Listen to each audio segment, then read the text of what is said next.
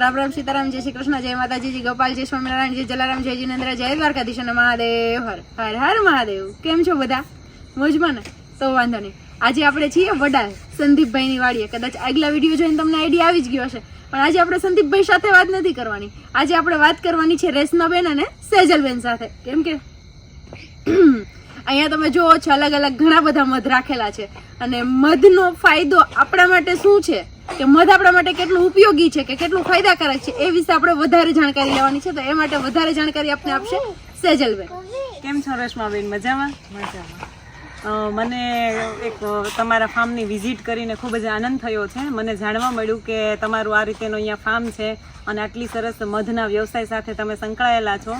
એટલે ઘણા ટાઈમથી તમને મળવાનો અવસર શોધતી હતી. બેન દ્વારા તમને મળવાનો અવસર મળ્યો એટલે મને ખૂબ જ આનંદ થઈ રહ્યો છે. અને સાથે સાથે હું તમને વધારે વિશેષ મધ માટે જાણવા માગું છું તમારી પાસેથી. તો ખાસ મધમાં તમે કેટલા સમયથી જોડાયેલા છો? હું આજે આ વર્ષથી જોઈએ ને તો આપણે આજ મારા 15 વર્ષ કમ્પ્લીટ થયા. 15 વર્ષથી હું આ વ્યવસાયમાં જોડાયેલી છું. વાહ, સરસ, વેરી ગુડ. જી રેશમાબેન, તમને આ મધ ઉછેર કેન્દ્ર બનાવવા માટેની પ્રેરણા ક્યાંથી મળી? અમે હસબન્ડ વાઈફ બંને ટૂરમાં ગયા હતા ચીન. ત્યાં અમે મધમાખી પાલન જોયું. બરાબર. એટલે અમે ગુજરાતમાં આવીને સૌથી પહેલું અને મોટામાં મોટું મધમાખી પાલન આપણે અહીંયા ગુજરાતમાં અહીંયા આપણી વાડીએ ચાલુ કર્યું. બરાબર છે. આપણા માટે ખૂબ જ ખુશીની વાત છે કે ગુજરાતના સૌથી મોટા અને સૌ પ્રથમ શરૂ કરનાર બેન શ્રી આપણી વચ્ચે ઉપસ્થિત છે. અને એ સિવાય એક બીજી પણ ખુશીની વાત છે કે એક સ્ત્રી થઈને આટલું સરસ ગુજરાતનું ગૌરવ વધારી રહ્યા છે. તો મધના ફાયદા વિશે થોડું તમારી પાસેથી જાણવું છે. ઘણું બધું મેં જાણ્યું છે કે મધ છે એ ગર્ભસ્થ શિશુથી લઈને વૃદ્ધ સુધી દરેક માટે ખૂબ જ ઉપયોગી છે.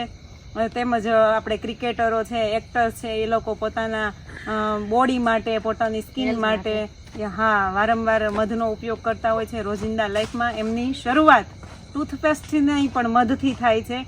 તો આવા જ મધ વિશે વધારે તમારી સાથે ચર્ચાઓ કરીશું.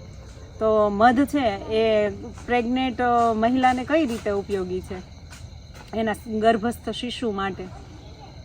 કોઈ પણ મહિલા જ્યારે પ્રેગ્નેન્ટ થાય છે ને એ પહેલાં 3 મહિના પહેલાં એની બોડીનું આખું શુદ્ધિકરણ થાય છે, અને ત્યારથી જ આપણે મધ એને આપીએ છીએ. એની સિવાય એને દરેક મહિનાના અલગ અલગ મધ અને એની સાથે દરેક મહિનાના અલગ અલગ પાવડર છે કે જે ગર્ભસ્થ શિશુ છે એ મહિલા અને એ બાળક બંને તંદુરસ્ત રહે. એટલે 9 મહિના દરમિયાન એને કોઈ પણ વસ્તુની જરૂર જ નથી પડતી, અને એવા ફૂડ આપીએ છીએ. એની સામે મધ છે એટલે એની હેલ્થ એકદમ વેલ્થ રહે છે.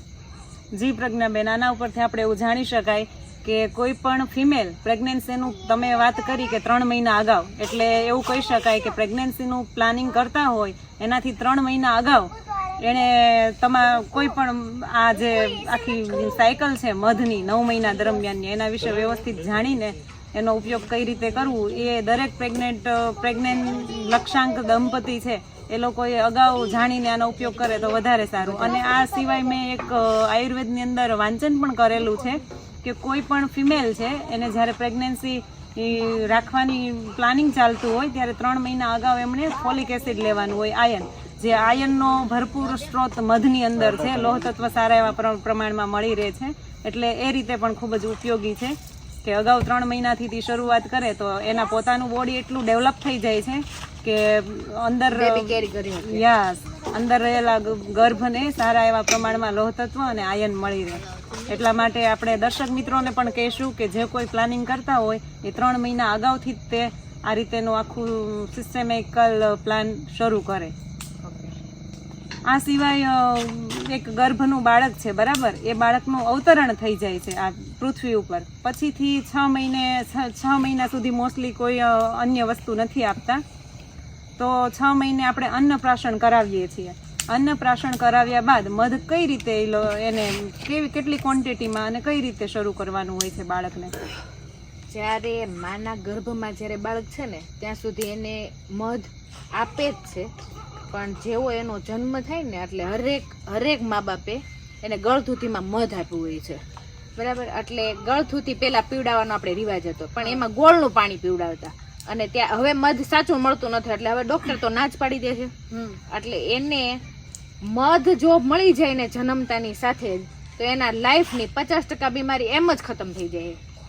કારણ કે એને જે 9 મહિના દરમિયાન એના પેટમાં જે મળ જમા થયો છે ને એ બધો ક્લિયર કરશે મધ સિવાય કોઈ એને કોઈ બીજું વિટામિન કેવું કઈ ત્યારે તો આપતા એક માનું દૂધ આપીએ છીએ એનાથી જ કમ્પ્લીટ થશે એને. એટલે એની 50% બીમારી એમનેમ જ ત્યાં જ ધ્યાન થઈ ગયું એને કઈ જરૂર જ નહીં પડે એમ.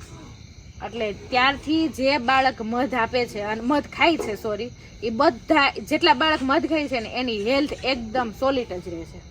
અને એની સામે એને 9 મહિના જે આ કોર્સ તો આપણે એની ભાષા બદલીએ છીએ બાકી એને જે નેચરલ ફોર્મ છે મધ છે. શુગર ન ખાય ને તો એને આવશે કદાચ પ્રેગ્નન્સીમાં મધ એને એ બધું પૂરું પાડશે જ. અને એની સામે એવા પાવડર છે કે એનું માઇન્ડ બુદ્ધિ શાર્પ બુદ્ધિ કે ને એ બધી ડેવલપ કરશે. એનું આખું સ્ટ્રક્ચર એવું બનાવશે એનું બોડી જેટલું સોલિડ બનાવશે કે એને કોઈ વસ્તુની જરૂર જ નહીં પડે. અને એ મેં તો મારા કેસમાં જ જોયું છે કે મારી મોટી ઢીંગલી હતી ને મારે એને વરસ દિવસ એને ફીડિંગ કરાવવું હતું ને તો મને વિચાર આવતો હતો કે એને ફીડિંગ કદાચ નહીં આવે. પછી મારી બીજી ઢીંગલી આવી ત્યારે મને એમ થયું કે હવે કદાચ આ વખતે જ મને ફીડિંગ આવશે. અત્યારે ફીડિંગના બહુ ઇસ્યુ છે પણ એની સામે મેં જે ઘી મેં જે પાવડર અને મધ ખાધા છે ને એટલે મને મારા બોડી પ્રમાણે જોતા કોઈકને એમ થાય કે એક વખત આ બેન કેટલા જાડા છે પણ મને અત્યારે એટલો ગર્વ છે કે મારા તરીકે અત્યારે કોઈને ફીડિંગ નથી આવતું. અને મારે ફૂલ મારી ઢીંગલી 6 મહિનાની છે અત્યારે 9 kgની છે પણ એની સામે એની હેલ્થ સરસ છે. એનું બોડી સ્ટ્રક્ચર તમે એકવાર જોવો તો તમને ખ્યાલ આવે કે નહીં એનું બોડી સ્ટ્રક્ચર કેવું છે અને એ કેટલી સોલિડ છે. આમ નકર અત્યારના છોકરા પાવડરના ડબ્બા સિવાય બીજું કંઈ ખાતા નથી પીતા નથી. એનું માઇન્ડ જેટલું શાર્પ બને ને એવું કોઈ તમને આ સૃષ્ટિ ઉપર કોઈ વસ્તુ જ નથી એવી કે એટલું સોલિડ એનું માઇન્ડ બનશે. બરાબર છે રેશમાબેન.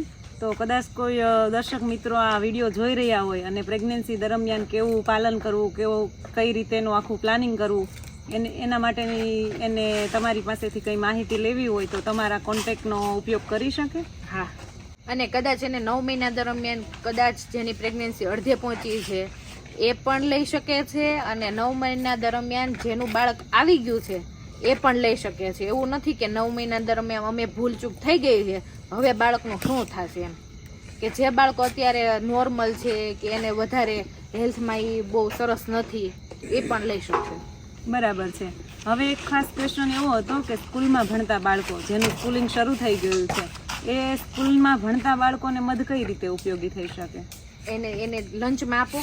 લંચના ડબ્બામાં થોડુંક ચમચીમાં મધ આપણે ગોળ આપીએ છીએ સબ્જી આપીએ એની સાથે નાનું એમથી ડબ્બી ભરીને આપો. રોટલીમાં લગાડીને ખવડાવો જેમ ખાશે એમ મધ જામ લગાવો એમ મધ લગાવવાનું છે એ ખાઈ શકે એ રીતે એના પેટમાં જઈ શકે મધ જઈ. આ સિવાય ખાસ જે ક્રિકેટ અને અલગ અલગ સ્પોર્ટ્સની એક્ટિવિટી કરતા હોય છે હમણાં તો આ પોલીસની ને એવી બધી એક્ઝામ આવતી હોય તો રનિંગ ને એ બધું કરતા હોય છે એ લોકોને કઈ રીતે મધ લેવાનું હોય અને કઈ રીતે એની ઉપયોગિતા છે? જો મધ ખાવાનું કોઈ સ્પેસિફિક કારણ નથી કે તમે મધ પાણી સાથે દૂધ સાથે એમને કુદરતી મધ છે ને એને હથેળીમાં આમ લઈને ચાટવાનું હોય છે. બરાબર. ધીમે ધીમે ચાટવાનું જ હોય છે પણ છતાંય કોઈકને એવી રીતે ન ભાવતું હોય તો એ પાણી સાથે પી શકે દૂધ સાથે ગમે એમ રીતે મધ પેટમાં જવું જોઈએ. મધની તાસીર મોટા ભાગે લોકો ગરમ માનતા હોય છે પણ ખરેખર હકીકત શું છે? મધ ગરમ હોય કે ઠંડુ હોય?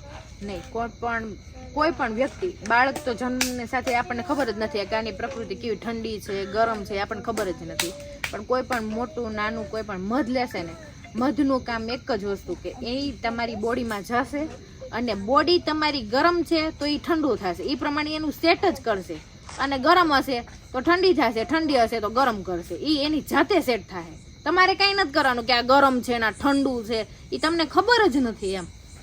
જી રેશમાબેન, મધ આપણને કયા કયા રોગોમાં ઉપયોગી છે?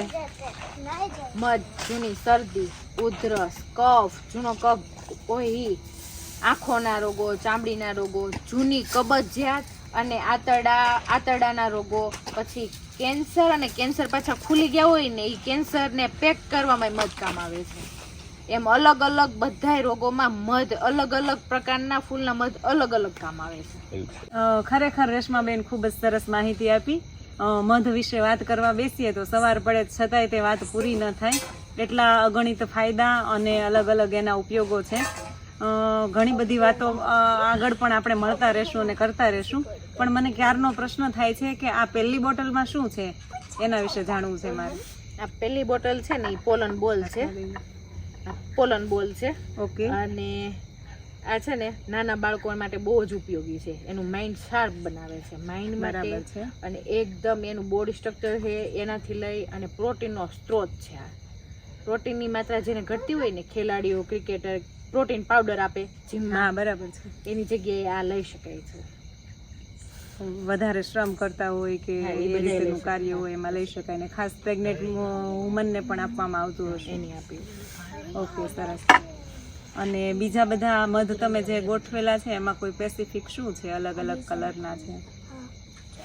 આ ચાંદીની ડબ્બીમાં મધ છે. આની અંદર સળી છે. આની અંદર છે ને ગળથુથી માટેલું છે. આ ગળથુથી ઓકે. માટેનું મધ છે. ઓકે. અને અંદર સળી છે. આ સળી છે ને એમાં મધ ભરવામાં આવે છે. આ બોટલમાં મધ ભર્યું હોય. 15 વર્ષ જૂના મધ, પછી જે કલેક્ટ કરેલા અગાઉના જે મધ હોય જૂના મધ, કે બાળકને ગળથુથીમાં આપી શકાય. આપણે સોનાની સળીથી ઓમ લખે છે, કોઈ જીભમાં બાળકને ચટાડે છે, એ બધું આ ડાયરેક્ટ ડબ્બીમાંથી ડાયરેક્ટ તમે જન્મતાની સાથે તમે એને જીભ ઉપર આપી શકો છો. એવી રીતે આ ચાંદીની બોટલના મધ છે. ઓકે. એવી રીતે સોનાની બોટલમાં ભરેલા બધા મધ છે. એમ અલગ અલગ મધ ભરેલા છે. તમે હમણાં જ તે વાત કરી જૂનું મધ, તો જૂનું મધ વિશે સાંભળ્યું છે કે જૂનું મધ ખૂબ જ ઉપયોગી હોય છે. કઈ રીતે ઉપયોગી હોય છે? જૂનું મધ લેવું સારું કે નવું મધ લેવું સારું?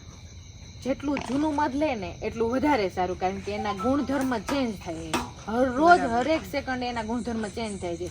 જેમ જૂનું થતું જાય એમ, કેમ જૂનું જેટલું સોનું એટલું બેસ્ટ.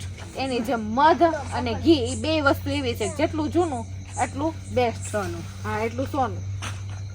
સરસ.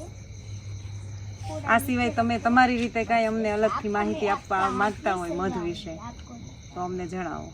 મધ બધા અલગ અલગ ફૂલોના અને અલગ અલગ મધમાખીથી કલેક્ટ કરેલા અને અલગ અલગ ફૂલોના મધ છે આપણી પાસે. બાકી જનરલ માર્કેટમાં મળે એ તમને ખબર જ છે શું છે એમ.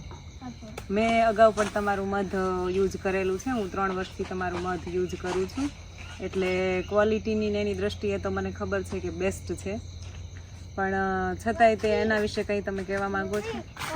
અમે છે ને ખુદ મધમાખીની ખેતી કરીએ છીએ અને બધુંય મધ છે ને અમારું પાકેલું મધ છે. એટલે મધ પાકેલું જેટલું કલેક્ટ કરીએ ને એટલે એની વેલ્યુ ઊંચી છે. જાતે ખેતી કરે છે એટલે કાળજી પણ ખૂબ જ સારી રીતે લેતા હોય અને સરસ રીતે બધી વસ્તુ થતી હોય અને ખાતરીબંધ હોય.